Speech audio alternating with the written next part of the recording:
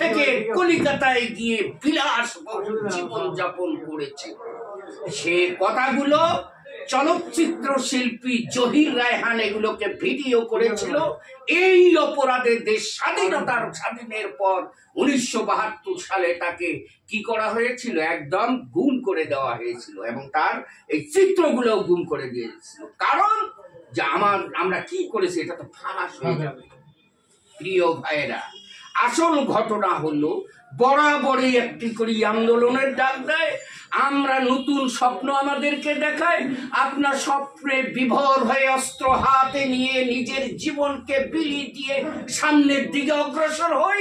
যখন আমরা সফল কাম হই তখন দেখি চেহারা ওই আগের মতো। বাংলাদেশ জামাত ইসলামী অনেকেই বলে থাকে 19 পাকিস্তান সৃষ্টির সময় এই জামাত বিরোধিতা করেছিল পাকিস্তানের। 71-এর স্বাধীনতা যুদ্ধের সময় বিরোধিতা করেছিল এই জামাত। আসল সত্যটি কিন্তু তারা কখনো বলে না। ইতিহাস আজ না হলেও 100 বছর পর হলো এই জামাতকে শ্রদ্ধা ভরে দেখবে ইতিহাস, এবং দেখা শুরু কিছুটা হয়েছে।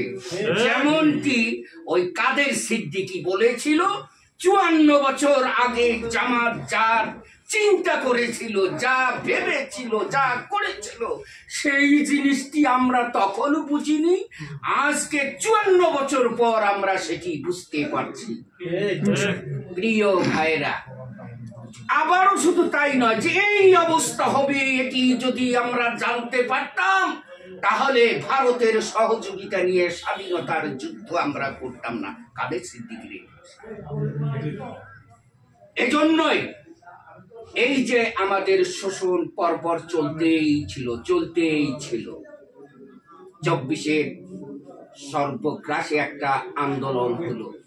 এই আন্দোলনের উদ্দেশ্য হলো ওই যারা এ দেশকে শোষণ করছে, যারা এ দেশের শোষণ করে বিশাল সম্পদের পাহাড় করছে, বিদেশে বাড়ি করছে, এই যে ধারণা এটার থেকে দূর করে দিয়ে আমার দেশের সকল মানুষ সমতার ভিত্তিতে যেন আমরা বসবাস করতে পারি, এজন্যই 24-এর এই আন্দোলন হয়েছে।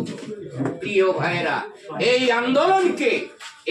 আন্দোলনকে যদি আমরা ধরে রাখতে না পারি তাহলে আমাদের সামনের দিকে কিন্তু বিপদ আছে। সবচেয়ে শিক্ষিত ব্যক্তি ইউনিভার্সিটি, ঢাকা ইউনিভার্সিটি, যেখানে চান্স পাওয়া কিন্তু চারটিখানি কথা নয়, বিশাল মেধা লাগে, মেধার বিনিময়ে সেখানে চান্স পেতে হয়। সেই ঢাকা ইউনিভার্সিটির মানুষগুলো বুঝেছিল যে এতদিন যাদেরকে আমরা রাজাকার বলেছি, এতদিন যাদেরকে আমরা সত্যিকারী দেশদ্রোহী হিসেবে আখ্যায়িত করেছি, আমাদেরকে ভুল শোনানো হয়েছে, আমরা ভুল শুনেছি, ভুল বুঝেছি, এটা তারা বুঝতে পেরে ছাত্র শিবিরের প্যানেলকে বলা চলে সম্পূর্ণই বিজয় করে দিয়েছিল। তারা কি কম বোঝে নাকি? তারা কখনোই কম বোঝে না। প্রিয় ভাইরা, আমি এই যে 47 বাংলাদেশ জামাত ইসলামী বিরোধিতা করেছিল এইটার মর্ম কথা আমি আপনারা একটা প্রচার করে দেবেন। সেটি হলো 47-এ মৌলানা মওদুদী রহমাতুল্লাহ আলাইহি বলছিলেন যে তোমরা যে পাকিস্তান করতে চাও, 40 সালে কিন্তু মুসলিম লীগের সৃষ্টি, তোমরা যে পাকিস্তানের সৃষ্টি করতে চাও, এই ফর্মুলা না হলে এই পাকিস্তান সৃষ্টি হলো, এই পাকিস্তান টিকতে পারবে না। কিন্তু তারা সে কথা শোনেনি। তাদের আদর্শ কিরকম ছিল আমি অনেক জায়গায় বলি যে আমরা মুসলিম লীগ, আমরা মুসলমান, আমরা মদ খাবো মুসলমানের দোকানে, হিন্দুদের দোকানে খাবো না, আমরা বেশ্যালয়ে যাব, ওই মুসলমান বেশ্যালয়ে যাব, হিন্দুদের ওখানে আমরা পয়সা দিতে যাব না। অর্থাৎ তারা ছিল হিন্দু বিদ্বেষী, তাদের স্বভাব চরিত্র। মৌলানা মওদুদী এটাকে বুঝতে পেরে বলেছিল এই যদি তোমাদের অবস্থা হয়, এই আলোকেই যদি তোমরা পাকিস্তান সৃষ্টি করতে চাও, সে পাকিস্তান কখনো টিকবে না।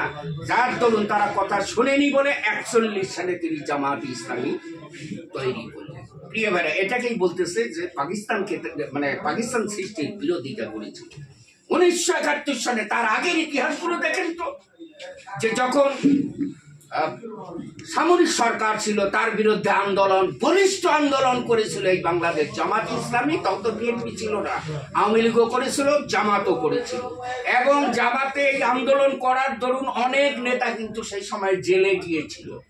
এরপর যখন নির্বাচন হলো, নির্বাচনে শেখ মুজিব জিতলো, সেখানেও কিন্তু বলা হয়েছে যে আপনি সামরিক সরকারকে, নির্বাচিত সরকারকে ক্ষমতা দিন। এটা জামাত বলেছিল, অর্থাৎ আওয়ামী লীগকে ক্ষমতা দেওয়ার জন্য বলেছিল।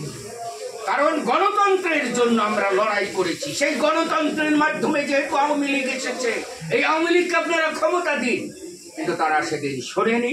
কিন্তু যখনই ভারতের ষড়যন্ত্র সহযোগিতায় এই দেশকে স্বাধীনতার জন্য আওয়ামী লীগ চেষ্টা করলো, ঠিক তখনই জামাত বলল যে পাকিস্তানকে আমরা তাড়াবো, আবার আর এক হিন্দু রাষ্ট্র আমাদের উপর থাবা বিস্তার করবে।